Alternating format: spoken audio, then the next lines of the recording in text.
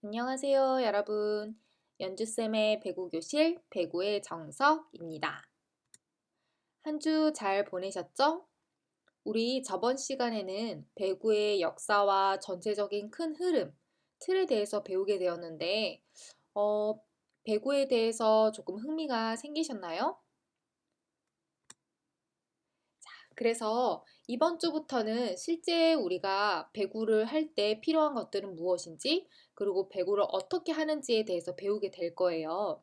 자, 첫 번째 시간에는 배구할 때 준비물이 무엇이 필요한지, 그리고 배구 유니폼은 어떻게 생겼는지, 그리고 배구공에도 종류가 있을지를 한번 알아볼 거예요. 자, 준비되셨나요? 자, 첫 번째, 배구할 때 준비물은 무엇이 필요할까요? 어, 초등학교 때 우리 배구했던 거 한번 생각을 해볼까요? 또는 배우지 않았어도 배구를 할 때 무엇이 필요한지 한번 생각해 봐요. 운동복은 어떻게 입었었고, 운동화는 어떤 걸 신었었는지 한번 잘 생각해 보세요. 생각이 나는 것 같기도 하고 잘 모르겠나요? 여기 배구할 때 필요한 준비물을 쌤이 쭉 써놨어요. 생각보다 굉장히 많은 준비물이 필요하네요. 자, 여기 보면 전부 다 필요한 건 아니고요. 오른쪽에 빨간색으로 필이라고 써놓은 것은 대체적으로 꼭 반드시 필요한 준비물을 뜻하고요. 노란색으로 선이라고 써 있는 준비물은 꼭 필요하지도 그렇다고 꼭 필요하지도 않은 개인의 선택에 의해서 준비하고 착용할 수 있는 그런 준비물이에요. 자, 첫 번째 먼저 필요한 건 필수적인 거. 반팔과 반바지. 쌤, 꼭 반팔과 반바지를 입어야 하나요? 물론 날씨가 춥거나 뭐 개인의 취향에 따라서 긴팔과 긴 바지를 입을 수도 있지만 다양한 동작을 구사하는데 조금 더 용이하기 위해서 주로 반팔과 반바지를 착용합니다. 그리고 스포츠 양말. 보통 양말을 신을 수도 있지만, 발의 땀의 흡수와 발목을 조금 더 단단하게 조여주고 보호할 수 있는 스포츠 양말이 배구할 때는 필수 준비물이라고 생각을 합니다. 그리고 배구화. 여러분들 배구화를 혹시 본 적이 있으세요? 궁금한 친구들을 위해서 짠! 쌤이 평소 배구할 때 신는 운동화를 한번 가져와 봤어요. 잘 보시면 일반 운동화랑 큰 차이가 없어 보이죠? 하지만 배구화는 실내 운동화로 요 바닥이 고무로 되어 있어요. 그래서 바닥에 신발을 디딜 때 미끄러지지 않고 내가 스텝이나 점프를 할 때 부상이나 그리고 동작의 최대 효율성을 나타낼 수 있도록 도와주는 게 요 실내 운동화인 배구화입니다. 그리고 무릎 보호대. 수비를 할 때나 우리가 디그 할 때 무릎을 많이 바닥에 찍게 되는데 그때 보호대를 하지 않고 무릎을 바닥에 찍게 되면 무릎 앞에 있는 여러 가지 인대나 근육, 뼈가 손상될 수 있어요. 특히 성장기의 여러분들은 무릎을 다쳤을 때 성장판이 다칠 수도 있고 앞으로 성장하는 데에 나쁜 영향을 미칠 수도 있기 때문에 무릎 보호대는 어른이 돼서도 배구를 할 때 반드시 필요한 첫 번째 필수 준비물이라고 해도 과언이 아니에요. 그리고 팔꿈치 보호대. 팔꿈치 보호대도 역시 바닥에 슬라이딩을 하거나 넘어져서 수비를 할 때 팔꿈치를 바닥에 찍게 되는 경우가 있어요. 하지만 저는 굳이 팔꿈치 보호대를 하지 않을 거예요 하면 팔꿈치 보호대는 선택이 될 수도 있고 필수도 될 수도 있는 것 같아요. 이것은 개인의 선택 또는 포지션에 따라서 다를 수 있다고 봅니다. 그리고 손목 보호대, 종아리 보호대, 기능성 보호대는 개인이 운동을 할 때 나는 신체 이 부위에 조금 더 도움이 되는 보호대를 착용하고 싶어. 또는 나는 다리에 쥐가 많이 나. 또는 나는 손목이 조금 약해서 보호대가 필요해 하는 경우에 개인이 추가로 선택해서 할 수 있는 배구 준비물입니다. 자, 그럼 우리 앞에서 봤던 준비물들을 착용한 짠! 쌤의 모습을 한번 봐볼까요? 자, 먼저 팔꿈치 보호대. 자, 여기 쌤이 착용한 것들 중에서 팔꿈치 보호대는 무엇일까요? 네, 요 두 개가 팔꿈치 보호대입니다. 길이가 조금 다르죠? 쌤이 일부러 종류가 다른 두 개의 보호대를 한번 다 착용을 해봤어요. 왼쪽에 보이는 팔꿈치 보호대는 정말 팔꿈치만 딱 보호해 줄 수 있는 짧은 유형의 보호대고요. 오른쪽에 보이는 긴 팔처럼 생긴 보호대는 팔 전체 근육도 잡아주고 동시에 팔꿈치도 잡아줄 수 있는 기능성 팔꿈치 보호대예요. 자, 그럼 무릎 보호대. 무릎 보호대는 과연 어디에 있을까요? 짠! 무릎 보호대도 양쪽에 모두 착용하고 있어요. 역시 두 가지 종류를 동시에 착용을 해봤는데요. 왼쪽에 있는 보호대는 우리가 이제 학교에서 배구를 할 때 이제 끼게 되는 가장 기본적인 보호대고요. 오른쪽에 보이는 긴 보호대는 쌤이 오른쪽 무릎이 좋지가 않아요. 운동을 많이 해서. 그래서 무릎을 조금 더 잡아주고 보호해줄 수 있는 기능성 무릎 보호대입니다. 세 번째, 종아리 보호대. 종아리 보호대는 어디에 있을까요? 네, 이렇게 검정 스타킹처럼 보이는 게 종아리 보호대인데요. 이 역시 공격을 많이 하거나 아니면 수비를 많이 하거나 할 때 특정 동작을 반복적으로 하다 보면 종아리에 쥐가 나거나 무리가 가는 경우가 있더라고요. 그래서 그것을 보호하기 위해서 이런 기능성 종아리 보호대를 착용을 합니다. 그리고 배구와 우리 아까 앞에서 사진에서 봤죠? 배구화를 이렇게 착용을 해줍니다. 그래서 사진처럼 반팔, 반바지, 그리고 개인이 필요한 각종 기능성 보호대나 그리고 필수인 무릎 보호대 또는 배구화 이렇게 착용을 하고 배구를 시작하게 됩니다. 자, 그럼 두 번째, 배구의 유니폼은 어떻게 생겼을까요? 혹시 배구 경기를 본 친구들은 배구 유니폼을 한번 상상해 볼까요? 반팔? 반팔이었던 것 같기도 하고, 민소매였던 것 같기도 하고. 자, 국가대표 남자 선수들과 여자 선수들의 사진을 모두 가져왔어요. 남자 선수들의 사진을 보면, 반팔이네요. 하지만 여자 선수들의 경우에는 민소매네요. 아, 성별에 따라 민소매와 반팔인가 봐요. 아닙니다. 배구 유니폼은 반팔일 수도 있고, 그리고 오른쪽 사진처럼 민소매일 수도 있어요. 이거는 팀이, 그 팀에서 원하는 디자인에 따라서 이렇게 고를 수도 있습니다. 색깔이나 디자인도 역시 팀에서 자유롭게 선택을 해서 입을 수 있어요. 자, 그럼 여기서 퀴즈. 스포츠에서 유니폼은 규칙만큼이나 여러 가지 역사와 의미를 담고 있기도 해요. 예를 들어 어떤 스포츠의 경우는 선수들이 흰색의 옷만 입고요. 또 어떤 스포츠의 경우는 어, 넘버, 그 등번호가 가지고 있는 의미가 있기도 해요. 그럼 배구에서는 주장을 뜻하는 표시가 유니폼에 담겨 있어요. 여러분 한번 찾아볼까요? 남자 선수들, 여자 선수들 모두 주장이 있습니다. 자, 한번 잘 찾아보세요. 유니폼에 특정한 표식이 있습니다. 잘 모르겠어요? 그럼 남자 선수들에게서 힌트를 한번 얻어볼까요? 맨 왼쪽에 있는 18번의 번호를 달고 있는 이 선수가 남자팀의 주장입니다. 자, 그럼 힌트가 되셨나요? 여자팀에서는 과연 누가 주장일까요? 네, 맞습니다. 10번 번호를 달고 있는 김연경 선수가 팀의 주장입니다. 이 주장의 공통점이 뭔가요? 그렇죠. 번호 밑에 보면 가로로 조그맣게 줄이 그어져 있죠. 번호 밑에. 자, 번호 밑에 이렇게 줄이 그어져 있는 선수가 팀의 주장이라는 표시입니다. 그럼 우리 이제 리베로를 찾아볼까요? 우리 리베로가 뭐였죠? 그렇죠. 6인제 경기에서 수비 전문 선수를 리베로라고 했죠. 그럼 이 양 팀에서 리베로가 어떤 선수인지 한번 찾아볼까요? 네, 맞습니다.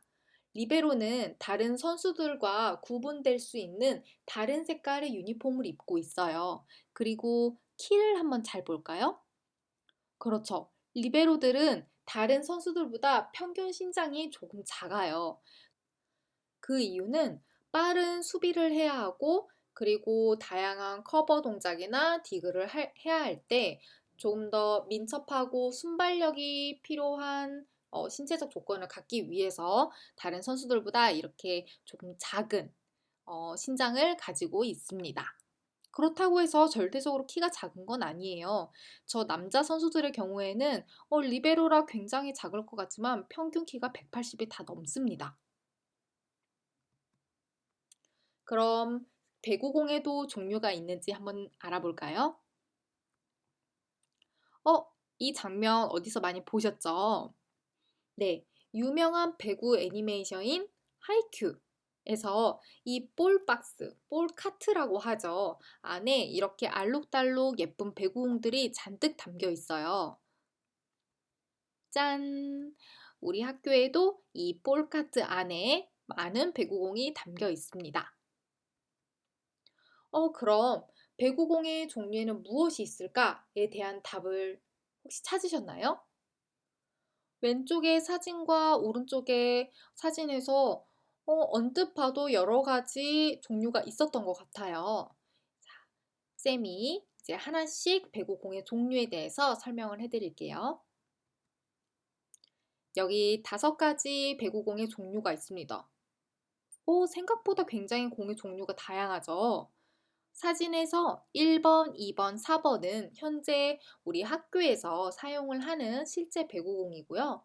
3번과 5번은 학교에는 구비되어 있진 않지만 이것도 널리 사용되고 있는 공인구 중에 하나입니다. 자, 그럼 1번부터 5번까지 하나씩 설명해 드릴게요. 먼저 1번 배구공. 배구공에 뭐라고 써 있죠?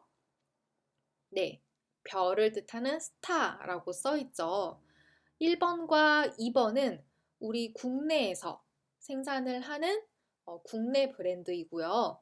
1번과 2번의 차이점을 보시면 네, 색깔은 같지만 무늬가 조금 다르죠. 1번은 밴드 모양의 그리고 2번은 회오리 모양의 모양 디자인을 가지고 있어요. 이 두 개의 공 중 먼저 사용되어진 공은 과연 몇 번일까요? 네, 맞습니다. 1번 공이 2번보다 그 이전에 쓰였던 공인구고요. 2번이 최근에 우리나라에서 쓰고 있는 공식 경기 공입니다. 국내 프로 경기들 보면 전부 2번 공으로 경기를 하는 걸 보실 수 있을 거예요. 자, 그럼 3번 공 한번 봐볼까요? 3번 공 역시 세계에서 승인을 받은 공인구고 몰텐이라는 배구공입니다. 일본은 회사에서 만든 공이고요. 우리 아까 앞에서 보았던 애니메이션에서 많이 봤던 공이죠. 하지만 이 공을 국내에서는 잘 사용하지 않고 쌤도 이 몰텐 공으로 연습하는 거를 많이 본 적은 없는 것 같아요. 쌤 기억에 이 공은 굉장히 탄성이 좋았던 걸로 기억을 합니다. 자, 그럼 4번째. 많이 보셨죠? 쌤 가방에도 달려있는 열쇠고리랑 똑같은 건데요. 나중에 학교 오면 한번 확인해 보세요. 이 미카사 공은 전 세계적으로 가장 널리 쓰이는 공인구인데요. 세계대회 또는 올림픽에서 또 이 미카사 공을 공인구로 사용을 하고 있습니다. 요즘 국내에서 아마추어 대회에서도 이 미카사를 사용하고 있습니다. 자, 5번 공 볼까요? 이 공 역시 미카사라고 써 있죠. 이 5번 공은 4번 공 다음에 나온 공인데 더 탄성이 좋아지고 조금 더 기능에서 보강이 된 공이라고 해요. 이번 도쿄 올림픽 예선전에서 우리 국가대표 선수들이 이 5번 공으로 시합을 했었습니다. 자, 사진들을 한번 볼까요? 맨 왼쪽에 있는 사진을 보면 아까 저 공이 몇 번 공이었죠? 네, 1번 공이었죠. 이 사진이 당시 찍혔던 연도가 2008년도, 2009년도였던 걸로 기억을 해요. 이때 당시에는 이 1번 공으로 배구 경기가 진행이 됐었습니다.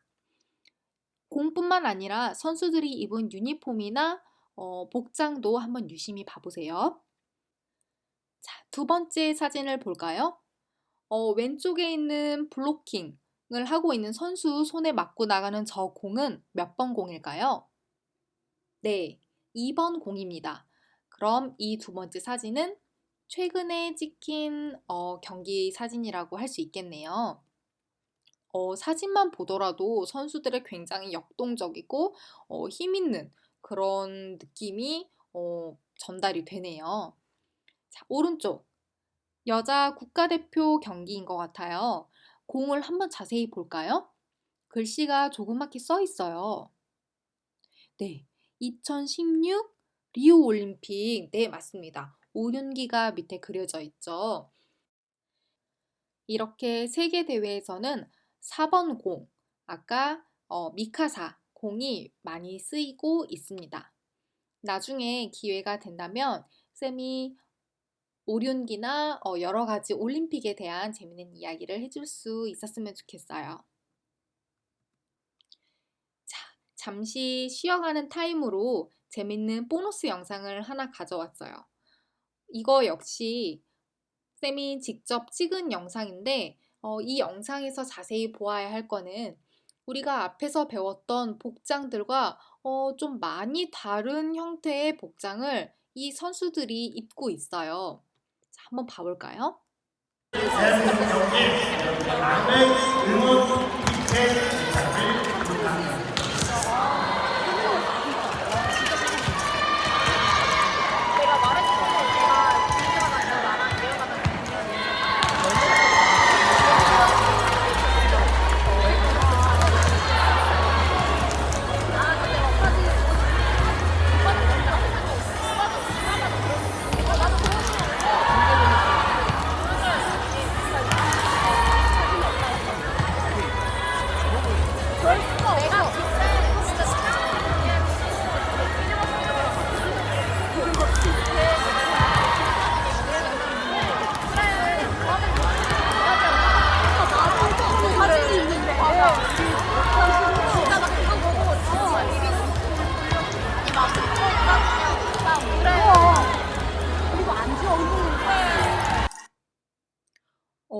핸드폰으로 찍은 거라 영상이 조금 작게 나오네요.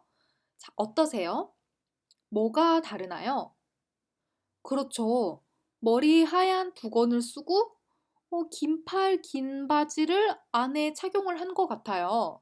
네, 이 선수들은 이란 선수들이고 이슬람 국가의 여자 선수들의 경우에는 이렇게 히잡을 쓰고 살이 보이지 않게 긴 팔과 안에 긴 바지 또는 타이즈를 신고 이렇게 배구 경기를 합니다.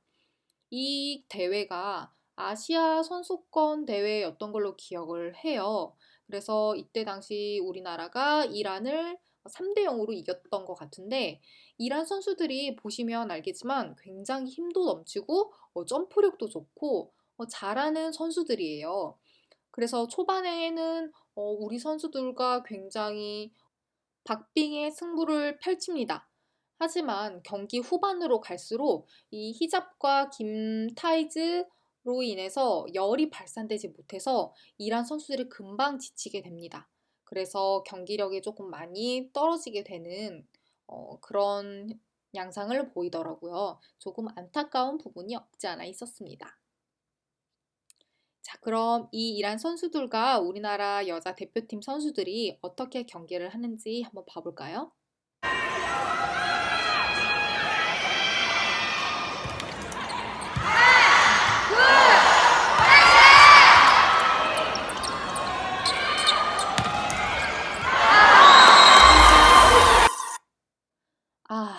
아쉽게도 실점하는 장면이었네요.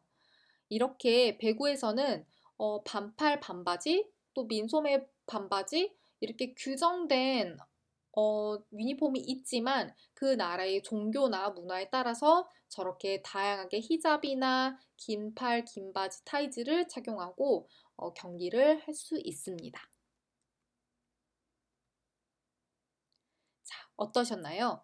배구의 복장과 공의 종류, 그리고 다른 나라 문화가 반영된 그런 배구에 대해서 조금 이해가 되셨나요? 자, 그럼 화장실 갔다 오고 조금 쉬신 다음에 2교시에 더 재밌는 배구 이야기로 만나요.